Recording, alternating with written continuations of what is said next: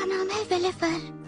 मैंने सोचा था मैं कभी दोबारा डायरी नहीं लिख पाऊंगी, लेकिन अब जब मैं वापस आ चुकी हूँ तो मैंने सोचा क्यों ना लिखा जाए।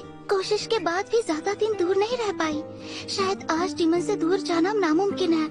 मन तो कर रहा था कि आखिरी पन्ना फाड़कर फेंक दूं, पर सोचा कि ये मुझे मेरी गलती की याद दिलाएगा। कहना तो नहीं चाहिए, पर जब ज़ेकन मुझे बचाने आया तब मेरी जान में जान आ गई थी। अगर आज मैं जिंदा हूँ तो वो सिर्फ उनकी और नेफी की वजह से, और उस इंसान की भी जिसे मैं अपने पापा का खूनी मानती थी। शायद ये सुनने में अजीब लगे, पर उस ड्रामा क्वीन ने मुझे बहुत मदद की।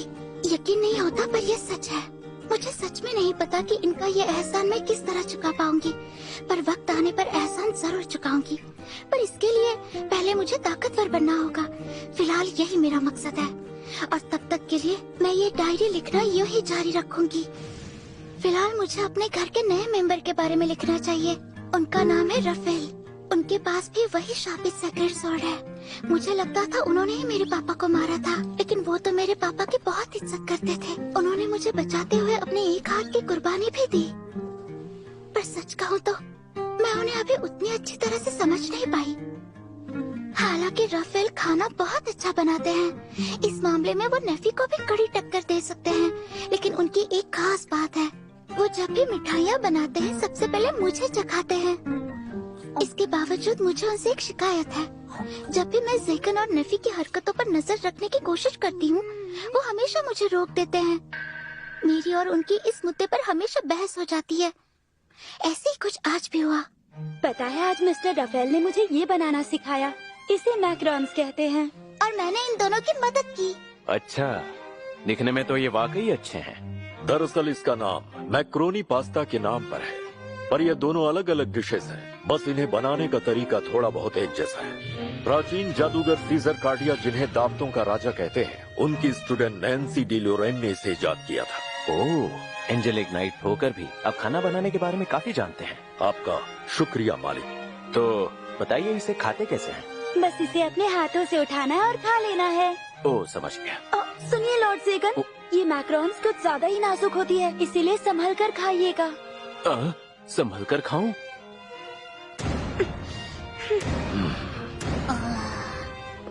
नेफी, इसे उठाने में डर लग रहा है।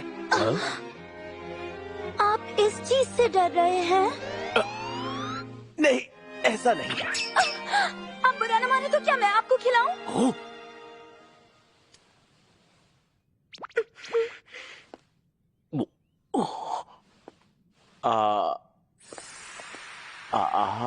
जैसे ही नेफी ने ये कहा, वो उसी वक्त मेरे पीछे आकर खड़े हो गए। हालांकि इस बार मैं पूरी तरह तैयार थी, इसलिए मैं उनके चुंगल से बच निकली। हालांकि ज़ेकन और नेफी की नजरों से छिपकर उनके चुंगल से निकल पाना उतना आसान नहीं है, पर इस बार मैं जीत गई। जीत कर जब मैंने देखा, मुझे मेरे सीने में एक प्यारा सा एहसास महसूस हुआ।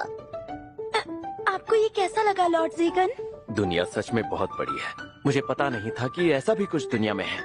ये बाहर से जितना कड़क है, अंदर से ये उतना ही मुलायम है, और मीठा भी। अब क्या नेफी, तुम खाना चाहोगी? इस बार मैं तुम्हें खिलाऊंगा। छोड़िए ना, मुझे देखना है। मैंने तुम्हें पहले भी कहा था, अभी तुम बहुत छोटी हो। मुझे तो ऐसा बिल्कुल नहीं लगता। ये दोनों तो एक दूसरे का हाथ पकड़ने के लिए भी शर्माते हैं। इसी तरह चलता रहा तो सदियां बीत जाएंगी, फिर भी ये किस नहीं करेंगे। ये लो नेफी, तुम भी खाओ। हाँ, ठीक है।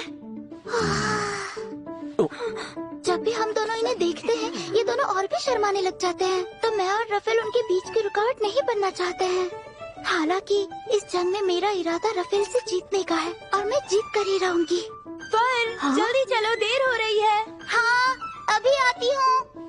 और हाँ, वो ड्रामा क्वीन आज की रात हमारे साथ बिताने वाली है।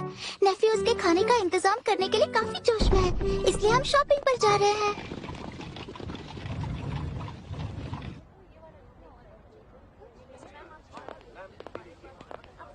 अरे ये तो वही आर्च डीमन है ना? हाँ, सही कहा। इनकी पत्नी बहुत खूबसूरत और बेटी कितनी प्यारी है। तीनों साथ कितने अच्छे लगते हैं, देखकर खुशी होती है। नेफी ने पूरे शहर को अपना बना लिया है।